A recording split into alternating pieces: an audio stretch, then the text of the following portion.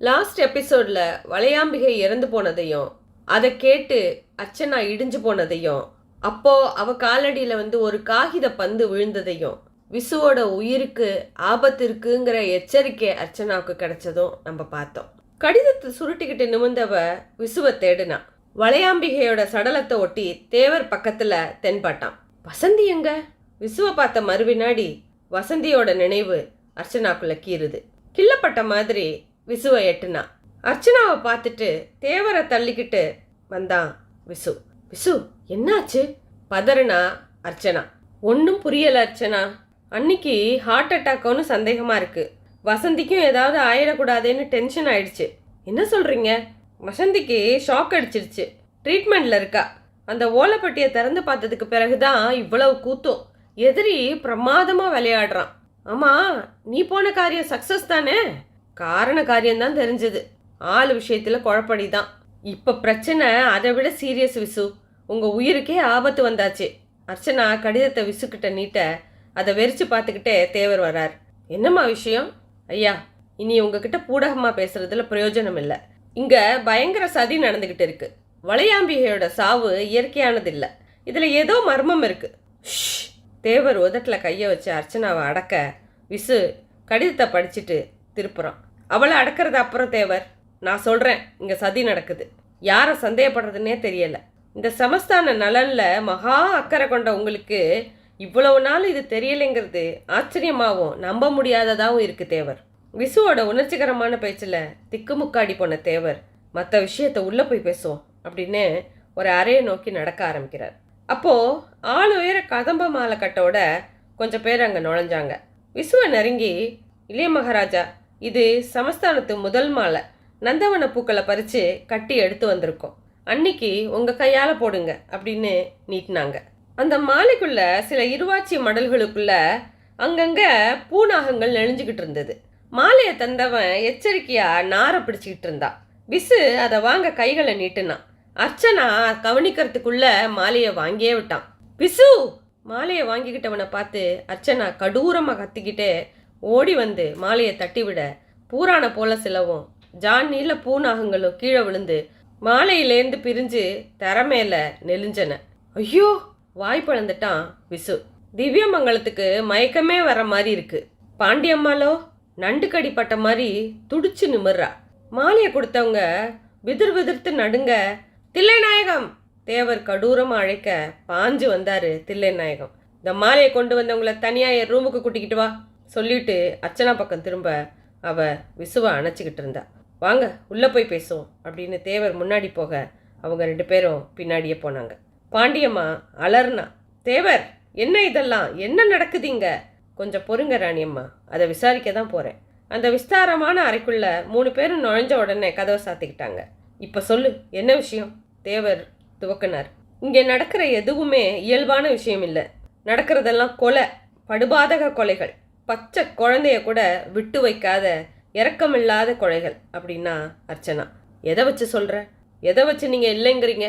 நேத்து வந்தவ நீ ஆத்திரத்துல அறிவிழந்து எதையாவது பேசாத அப்படிங்கிறாரு தேவர். யாரையும் நம்ப முடியல, நிலைமை அப்படி இருக்கு. இடையில வந்தான் விசு. தேவர், உண்மையை சொல்லுங்க.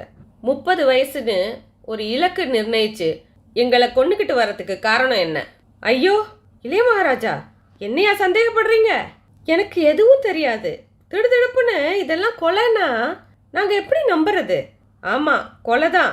வளையாம்பிகை இறந்தது கூட கொலைதான். மூங்கில் பெட்டியை திறந்து பார்க்க போனவங்க எப்படி இறந்து போனாங்கன்னு கண்டுபிடிச்சாகணும். இது அர்ச்சனா. என்னது? மூங்கில் பெட்டியை திறந்து பார்க்க போனாங்களா? என்னம்மா சொல்கிற? ஆமாம் தேவர், அதை திறந்து பார்த்தாச்சு.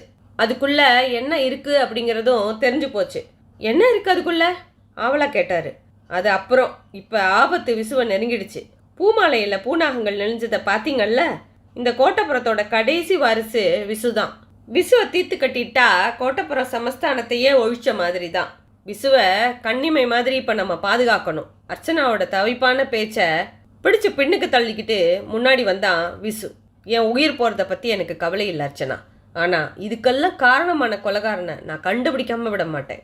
நடக்கிறதெல்லாம் சதிங்கிறத இந்த உலகத்துக்கு தெரிவிக்காம நான் சாக மாட்டேன். தேவர், வளையாம்பிகையை அப்படியே புதைக்க கூடாது.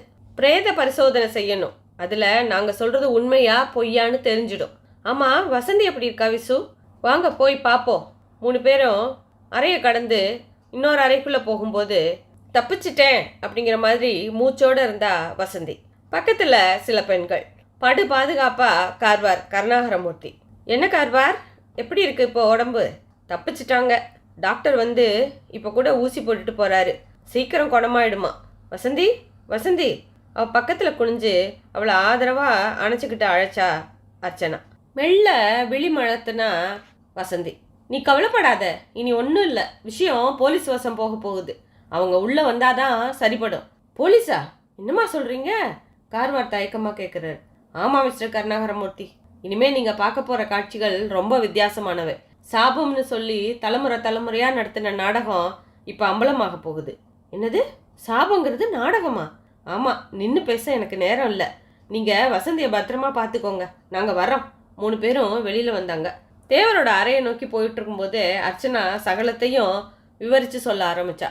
முதல்ல ஃபோன் காலில் கேட்ட கிராஸ்டாக்ல ஆரம்பித்து கடைசியாக கைவசம் வந்து விழுந்த காகித பந்து கடிதம் வரைக்கும். தேவர் நில குலைஞ்சு போயிருந்தாரு. மா, என்னால் நம்பவும் முடியலை, நம்பாமல் இருக்கவும் முடியலை அப்படிங்கிறாரு தேவர். நானும் இப்படி குழம்பி தான் தெளிஞ்சிருக்கேன் தேவர். சரி, அந்த மாலையை கொண்டுக்கிட்டு வந்தவங்கள முதல்ல விசாரிப்போம். அவங்க தான் தப்பிச்சிட்டாங்களே, கூட்டத்தோட கூட்டமாக எங்கே போனாங்கன்னே தெரில. பேய் முழிச்சுக்கிட்டு அங்கே வந்த தில்லைநாயகம் சொல்லி முடிக்கிறதுக்குள்ள கவலைப்படாதீங்க தேவர், நான் கண்டுபிடிக்கிறேன். அன்னைக்கு குதிரலாயத்தில் பெருசுன்னு ஒரு நபரை குறிப்பிட்டு பேசிட்டு இருந்தவங்க தான் இதை செஞ்சுருக்கணும். அவங்க 2 பேரையும் நான் பார்த்து வச்சுருக்கேன். அவங்கள பிடிச்சா கொலைகாரன் நிச்சயம் பிடிபட்டுடுவான். அப்படியா? அப்படின்னா நான் 100 குடியான்களை வரிசைப்படுத்துகிறேன், நீ கண்டுபிடி. வரிசைப்படுத்துகிற நேரம் இல்லை இது. அப்படி செஞ்சால் சுதாரிச்சிடுவாங்க. நானே கூட்டத்தில் வளைய வரேன். நீங்கள் தில்லைநாயகத்தை என் கூட அனுப்புங்க. அர்ச்சனா தில்லைநாயகத்தோட அவசரமாக வெளியேறவும் விசுவும் மூங்கில்பட்டியில் இருந்த அந்த உயிலை படிக்கிறதுக்காக தன்னோட ரூமுக்கு போனான். துக்கம் விசாரிக்க வந்த கூட்டத்தோட மத்தியில் வளைய வந்தா அர்ச்சனா, கூட தில்லைநாயகம். அவன் மனசில் பதிஞ்ச அந்த உருவங்கள் தென்படவே இல்லை. அவளோட இதயத்தோட துடிப்பு கூடிக்கிட்டே போன சமயம் எதேச்சியா தென்பட்டாரு அந்த பத்திரிக்கையாளர். அர்ச்சனா முகத்தில் துளி உற்சாக மின்னல். எப்போ வந்தீங்க? சாயந்தரமே வந்துட்டேன். மிஸ்டர், ஒரு உதவி பண்ணணும், ரொம்ப அவசரம். என்ன? அவரோட காதோரமாக கிசுகிசுத்தா. ஏன்னோ தில்லைநாயகத்துக்கு அது பிடிக்காமல் போனது. முகம் கசங்கி போகுது. ஒரு வழியாக அந்த பத்திரிக்கையாளர் நகர்ந்துக்கவும் தில்லைநாயகம் வேண்டா வெறுப்பா அர்ச்சனா கூட சேர்ந்துக்கிட்டு நடக்க திப்புன்னு ஒரு கூட்டம் உள்ள நுழைஞ்சது. நடுநாயகமாக வீரநாட்டார். அந்த கூட்டத்தில் அர்ச்சனா தேடுற 2 பேரில் ஒருத்தன் மீசையை தடவிக்கிட்டு தெரிய, தில்லைநாயகம் அதோ நான் தேடின ஆளு. அர்ச்சனாவோட ஆள்காட்டி வரல அகப்பட்டவனை நோக்கி தில்லைநாயகம் மெல்ல போய் வளைக்க, ஏனோ அவன் பேய் முழிச்சான். துல்லியமா அதே வினாடிகளில், சார் என்ன தேடுறீங்க? நான் பதுக்குன அந்த உயிரை தான் வடிவேலு. மூங்கில் பெட்டிக்குள்ளே இருந்தாத படிக்க போனப்போ வசந்திக்கு ஷாக் அடிச்சிருச்சு அப்படின்னு பேசிக்கிட்டே தேடின விசுவோட கைவசம் காத்திருந்த மாதிரி ஆகப்பட்டது அந்த காகித கற்று. ஆர்வமாக விரிச்சான். எழுத்தில் அந்த காலத்து சொல்வாட வீசுகிற தமிழ். இந்த லிகிதத்தை வாசிப்பவர் ஆணா இருந்தாலும் பெண்ணா இருந்தாலும் அன்னவருக்கு மகாராணி ரத்னாவதியின் ஆசி மிகுந்த வணக்கங்கள். பரிகாரம் காண வேண்டி இந்த மூங்கில் பெட்டி திறக்கப்பட்டிருந்தாலும் சரி, வேற காரணங்களுக்காக திறக்கப்பட்டிருந்தாலும் சரி, பரிகாரமோ சாபமோ பொய் அப்படிங்கிறத, கட்டுக்கதை அப்படிங்கிறத முதல்ல உலகறிய பிரஸ்தாபிக்கிறேன். இந்த சமஸ்தான கொலைகளை சாபம் அப்படிங்கிற உண்மையில நம்பி பரிகாரத்துக்காக இந்த மூங்கில் பெட்டியை திறந்து பார்த்தவ நான்.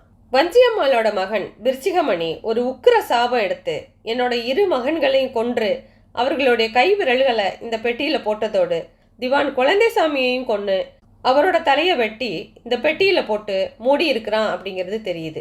உண்மை வெளியாக கூடாது அப்படின்னு கருதி இதை திறந்து பார்க்காம இருக்க வசதியா நான் சாபம் அப்படின்னு நம்பினதையே சாக்காக்கி பரிகாரம் பெட்டியில இருக்கு, பெண் பிறந்து தான் திறந்து பார்க்கணும், ஆனால் பெண்ணும் பிறக்காது அப்படிங்கிற மாதிரியான விஷயங்களை ஒரு 100 குடி கூட்டத்து பெண் மூலம் அருள்வாக்கு போல சொல்லவும் வச்சிருக்கணும். அதை நம்பின நான் ஒரு முட்டாள். இந்த உண்மையை உணர்ந்தும் உலகறிய பிரஸ்தாபிக்க முடியாத நிலை என்னோட நிலை. எந்த நிமிஷம் ஓலைப்பட்டியை நான் திறந்து பார்த்தேனோ அந்த நிமிஷத்துலேருந்து 2 பேர் என்னை கண்காணிச்சு தனி அறையில் தள்ளி விட்டாங்க. தேவரையோ வீரநாட்டாரையோ மருமகள் பாண்டியம்மாலையோ யாரையும் பார்த்து பேசக்கூட எனக்கு சந்தர்ப்பம் இல்லை. எப்போதும் என்னோட கைவசம் இருக்கிற உண்டிக்குழி சாவி ஒன்னையும் பறிச்சுக்கிட்டு போயிட்டாங்க. அதுல இந்த சமஸ்தானத்து அதிபதி அன்றாட அணிந்து திளைக்கும் தங்க வைர நகைகள் மட்டுமே உள்ளது. இன்னொரு உண்டிக்குழி சாவி தான் ரொம்ப முக்கியமானது. அதில் தான் வைர கிரீடம், நாக மாணிக்கம் உள்ளிட்ட என்னுடைய சீதன சொத்தம், இந்த சமஸ்தான உயிலும் சர்வமும் உள்ளன. விலை மதிப்பு போட இயலாத அந்த சாவியை கேட்டு என்னைய துன்புறுத்தி வர்றாங்க.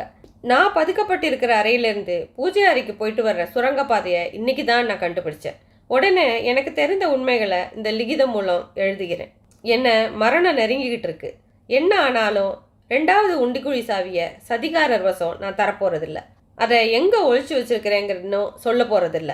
தெய்வம் இருக்கிறது சத்தியம்னா அந்த சாவி இந்த சதிகாரர்களை வென்று சமஸ்தானத்தை காக்கிற என்னோட வாரிசுகள்கிட்ட போய் சேரட்டும். இதுக்கு பிறகு எனக்கு நேரிடுற மரணம் கூட இயற்கையானது அல்ல. நான் ஆத்மஹத்தியை செய்து கொள்ளவோ அல்லது கொலை செய்யப்படவோ கூடும். இதை உணர்வோர் இனியாகிலும் மனிதாபிமானத்தோடு பெண்களை தெய்வமாக கருத பிரார்த்திக்கிறேன். பெண்ணே பெருமை, பெண்ணே தெய்வம், பெண்ணே எல்லாம். எல்லோருக்கும் சர்வமங்கள ஆசிகள். ரத்னாவதி 18/3/1932. உயில் மாதிரியான அந்த தாளில் தென்பட்ட ரத்னாவதியோட கடிதம் விசுவை ஒரு பொருட்டுது. நடக்கிறது சதின்னு ஊர்ஜிதமாகி போச்சு வடிவேலு. இதோ என் கொள்ளுப்பாட்டியோட லெட்டர். சதிகாரன் யாருன்னு தெரிஞ்சிடுச்சு. யார் சார்? விருச்சிகமணி. விஷ்ணு சித்தன் சொன்னதை வச்சு அர்ச்சனாம்மா சொன்னதும் இவனை தான். வடிவேலு சொல்லி வாய் மூடின மறு நிமிஷம் விருச்சிகமணி இறந்து போய் 50 வருஷத்துக்கு மேலே ஆச்சு. கொலகாரனா, சுதந்திர போராட்ட வீரனா ஜெயிலுக்கு போன அவனை தூக்கில் போட்டு சடலத்தை எங்கிட்ட போலீஸ் ஒப்படைச்சிடுச்சு. பாண்டியம்மா ஆசைப்படி இறுதி சடங்கை நான் தான் செஞ்சேன். பதிலோட தேவர் உள்ள நுழைய கூட அர்ச்சனா. விசு அவர் ஆச்சரியமா வெறிக்க, இதுக்கெல்லாம் சூத்திரதாரி யாருன்னு இப்போ இவனை விசாரிச்சா தெரிஞ்சிடும் அப்படின்னபடி தில்லநாயகம் கட்டி இழுத்து வந்த 100 குடி கூட்டத்தான நெருங்கினா அர்ச்சனா. அப்போ பாண்டியம்மாளும் திவ்யமங்கலமும் அங்கே வந்து சேர்ந்தாங்க. பிடிபட்டவனோட வாக்குமூலத்துக்கு எல்லாரும் காத்திருக்க ஓசப்படாம தூண் மறைவிலிருந்து ரிவால்வர் ஒன்று நீட்டப்பட்டது. விசுவோட நெத்தி போட்ட குறியா வச்சு விசை அழுத்தப்படவும் அதுவும் தவறாம நெத்தி போட்ட தொலைச்சு ரத்தத்தை குபுக்கிட வைக்குது. ரத்த விலாரியோட கீழே செஞ்சாரு தேவர். துப்பாக்கி பிடிச்சவனை யதார்த்தமா பார்த்த வினாடியே மின்னல் மாதிரி செயல்படுறதோட எதிரொலியா விசுக்கு முன்னாடி தன்னோட முகத்தை கொண்டு போக துப்பாக்கி கொண்டு அவரோட கபாலத்தை கொடைஞ்சு சிதறடிச்சிச்சு. ஒரு வினாடி விசு எதுவும் புரியாம சிலையா நின்னான். சுட்டவன் ஓட ஆரம்பிச்சான். எதிர்பாராம குறுக்க வந்த போலீஸ் ஜீப்போட பேனட் மேல மோதி 10 அடி உயரம் தூக்கி எறியப்பட்டு கீழே வந்து விழுந்தான்.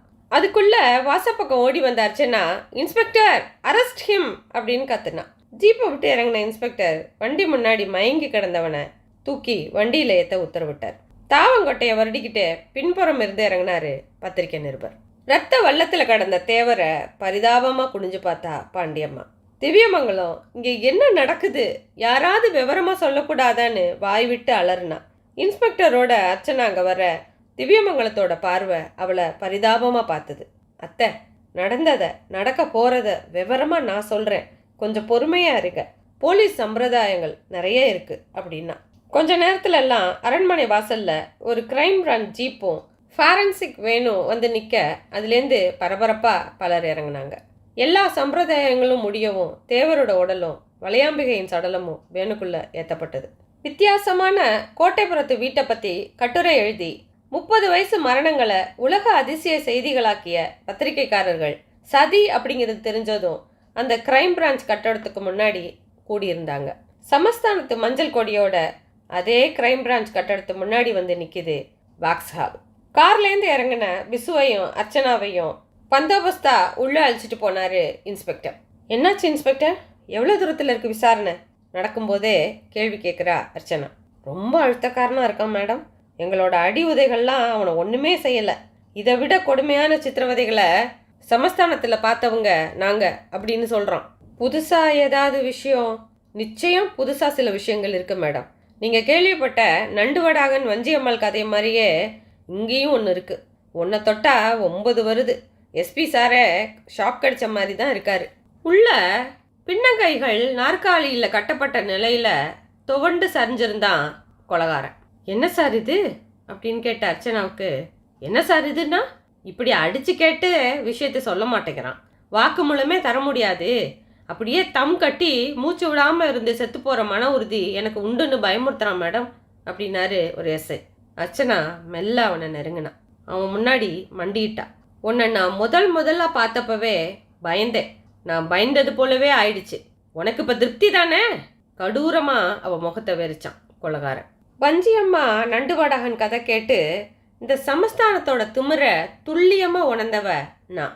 உங்கள் செயலில் ஒரு தார்மீக நியாயம் இருக்குன்னு என் மனசு சொல்லுது. ஆத்மார்த்தமாக பதட்டம் இல்லாமல் அவள் பேசுனதை கேட்டவன் மெல்ல வாய் திறந்தான். நானும் பாதிக்கப்பட்டவன் தான். புரியலை அப்படின்னா அர்ச்சனா. வஞ்சியம்மாள் நண்டுவடகன் விஷயம் எல்லாருக்கும் தெரியும். என் விஷயம் அப்படி இல்லை. அதுதான் என்ன? அதை தெரிஞ்சு என்ன பண்ண போற? எதுக்கு தேவையில்லாமல் பரிதாபப்படவா? யாருக்கு வேணும் பரிதாபம்? நான் தூக்குல தொங்க போகிறது உறுதி. பேசாம அதுக்கு வேண்டியதை செய்துட்டு போயிட்டே இருங்க. அதை கேட்ட அர்ச்சனா, ஏன் எதுக்கு கொலை செஞ்சீங்க அப்படிங்கிற காரணங்கள் சட்டத்துக்கு ரொம்ப முக்கியம். அதை விட எனக்கு அது ரொம்ப முக்கியம். எதிர்கால சமஸ்தானம் தப்பு பண்ணாம நல்லபடியா இருக்க வேண்டாமா? அதுக்காகவாது சொல்லுங்க. அர்ச்சனாவோட பேச்சில் தெரிந்த துளி நியாயத்தில் மெல்ல அழத் தொடங்கினான். அப்போ எனக்கு 8 வயசோ 9 வயசோ இருக்கும். இப்போதைய பெரிய ராணி பாண்டியம்மாளுக்கும் ராஜா இந்திரராஜருக்கும் கல்யாணம் ஆயிருந்த சமயம். தன்னோட காதல் தோல்வியினால விருச்சிகமணி கொதிச்சு போயிருந்த நேரம். என்னோட ஒரே அக்கா பூவாத்தா அன்னைக்கு தான் வயசுக்கு வந்திருந்தா. அப்பெல்லாம் வயசுக்கு வந்தா சமஸ்தானத்துக்கு முதல் தகவல் தந்து அவங்க தர்ற 100 படி அரிசியில தான் நாங்கள் பால் அப்பம் செய்வோம். அதை எங்கள் உறவுக்காரங்களுக்கெல்லாம் தந்து செய்தியை சொல்லுவோம். அவள் வயசுக்கு வந்த அன்னைக்கே பூவாத்தாளோட மாமா அவளுக்கு ரத்த போட்டு வச்சு பரிசம் போட்டான். வெளியில் வானம் தனக்கும் சந்தோஷம் அப்படிங்கிற மாதிரி மழையை கொட்டுது. உள்ள கறி குழம்போட விருந்து தடபுடலாக தொடங்குனுச்சு. தனி அறையில் பூவாத்தாளுக்கு அலங்காரமும் தொடங்குச்சு. தாழம்பூக்களை ஜடையில் வச்சு கட்டி ஜடபில்ல வச்சு திலகம் விட்டு அவளை தேவதை மாதிரி ஆக்குனாங்க சில பெண்கள். ராணியை பார்க்க எல்லாரும் கிளம்புனாங்க. குனிஞ்ச தலையோட பூவாத்தா நடை எடுத்து வைக்க இடுப்புல புது துண்டோட அவளோட தம்பி தன் தாயோட ஒட்டிக்கிட்டு நிற்க பெண்கள் எல்லாம் சேர்ந்து அரண்மனையை நோக்கி நடக்க தொடங்குறாங்க. பட்டு பொண்ணு வாரா வழிவிடுங்க, இந்த சிட்டு பொண்ணை வாழ்த்தி பூக்குடுங்கன்னு பாடிக்கிட்டே அந்த கூட்டம் அரண்மனையை நோக்கி நடக்க, அரண்மனை சாளரம் வழியா மதுக்கிண்ணமும் கையுமா யதார்த்தமா இதை பார்த்த இளைய மகாராஜா சந்திரராஜன் சொடுக்கு போட்டு பணியால அழைச்சி என்ன சங்கதி அப்படின்னு கேட்குறான். விஷயத்தை தெரிஞ்சுக்கிட்டவன் கிழவிக்கிட்ட ஆசி வாங்க வர்றாங்களா? போதையோட திவானை கூப்பிடு அப்படிங்கவும் திவான் குழந்தசாமி அங்கே வர்றான். திவான் யார் அது? அவதான் பூவாத்தா. எல்லாம் சரி, கிழவி ஏதாவது சீர் பண்ணுனா ஒன்றை தொலைச்சு போடுவேன். வந்து கும்பிட்டுட்டு திரும்பி பார்க்காம அவங்க கிளம்பிடணும் என்ன அப்படின்னு நம்மன்ட்ட எடுத்து கொடுக்குறான் திவான். ராஜா வந்தவங்கள வெறுமா அனுப்பக்கூடாது. என்ன செய்யணும்? குறைஞ்சபட்சம் உங்கள் பிரசாதமாவது சந்திரராஜனுக்கு எடுத்து கொடுத்தான் அந்த பாவி குழந்தசாமி. இப்போதான் வயசுக்கு வந்த பொண்ணு அப்படின்னு இழுத்தான் சந்திரராஜன். ஒரு பொண்ணு வயசுக்கு வந்த அன்னைக்கே அவளுக்கு பிரசாதம் வழங்கினவங்களுக்கு ஆயுசு 100. என்ன நிஜமாவா? சத்தியமா? அப்போ அனுப்பி வை அப்படிங்கிறான். ராணி ரத்னாவதி அழைச்சிட்டு வர சொன்னதா பூவாத்தால திவான் குழந்தசாமி தனியாக அழைக்க நாங்களும் வருவோம் அப்படின்னு அடம்பிடிச்ச அவளோட தாயும் தம்பியும் அவளோட ஒட்டிக்க 3 பேரை நுழைஞ்ச அறைக்குள்ள சந்திரராஜன் மட்டுமே இருந்தார். அந்த சின்ன பொண்ணை அவளோட தாய் தம்பி கண்ணை எதிர கசைக்கு வீசிச்சு சந்திரராஜன் அப்படிங்கிற அந்த மனுஷ மிருகம். 3 பேரையும் அந்த அறையிலேருந்து வெளியேற்றுறதுக்காக மற்றவங்க கவனம் திரும்பின அந்த ஒரு நொடி பொழுதுல கீழே கிடந்த கத்தியை எடுத்து தன்னோட 2 கைகளையும் இறுக பிடிச்சிக்கிட்டு தன்னோட இதய பகுதியில் ஓங்கி செலுத்தின பூவாத்தா துடிச்சு விழுந்து தன்னோட உயிரை விட்டா. ஆசி வாங்க போனவ ரத்த விளாரியா திரும்பி வந்ததை பார்த்து துடிச்சு போன அவளோட தந்தை என்னடா ஆச்சுன்னு மகன்கிட்ட கேட்க அவன் தனக்கு தெரிஞ்ச விதத்தில் நடந்ததை சொல்ல அவரோட விழிகளில் செம்மை கொப்பளிக்குது. டேய், 5-6 தலைமுறையா இந்த சமஸ்தானத்துக்கு உழைச்சதுக்கு கை மேல பலன் கிடைச்சிடுச்சு. பல சமயம் அவங்க அப்பா சித்தப்பா கொடுமைகளுக்கு நான் துணை போயிருக்கேன். அதுக்கான தண்டனையை தான் இப்போ அனுபவிக்கிறேன். இனியும் சும்மா இருக்கக்கூடாதுடா. நல்லவங்களா நடிச்சு அவங்க கழுத்தை அறுக்கணும்னு அவர் சபதம் போட்ட சமயம் வீட்டுக்குள்ள நுழைஞ்சாங்க 2 பேர் துக்கம் விசாரிக்கிறதுக்கு. அதில் ஒருத்தனோட உடம்புல வரி வரியா தழும்பு. அண்ணே, இதுக்கு விமோச்சனமே இல்லையா? இவங்க சர்வாதிகார திமிருக்கு என் உடம்பு இப்படி தழும்பா மட்டும்தான் போச்சு. ஆனால் பூவாத்தாலோ கூழாவே ஆயிட்டாளே அண்ணன். அவனை வெறிச்சு பார்த்தாரு. பயங்கர வார்த்தையை ஜெயிச்சு அவன் சுதந்திரமாக பேசவும் அவன் தோளில் கையை வச்சவர், இந்த 100 கோடி அடிமை கூட்டத்தில் இப்போ தாண்டா ஒரு சுய சிந்தனை ஆழனை பார்க்குறேன். கவலைப்படாத, என் பூவாத்தா எனக்குள்ள பெரிய சக்தியாக கொழுந்து விட்டு எறிகிறா. உங்கள் கூட்டத்தோட பலமும் என் புத்தியும் இருந்தால் போதும். இந்த கோட்டப்புறம் சரிய போகிறது சத்தியம். அவரோட புத்திசாலித்தனம் உடனேயே வேலை செய்ய ஆரம்பிச்சிச்சு. இந்திரராஜன் தன்னோட 30வது பிறந்த நாளில் வேட்டைக்கு செல்ல எல்லா ஏற்பாடுகளையும் செஞ்சார். செல்ல வேண்டிய வழி, காட்டில் தங்க வசதி எல்லாத்தையும் அரண்மனை ஊழியராக மேற்பார்வையிட்டார். கூடவே தன்னோட ஆட்களோட ரகசிய திட்டம் ஒன்றே திட்டினார்.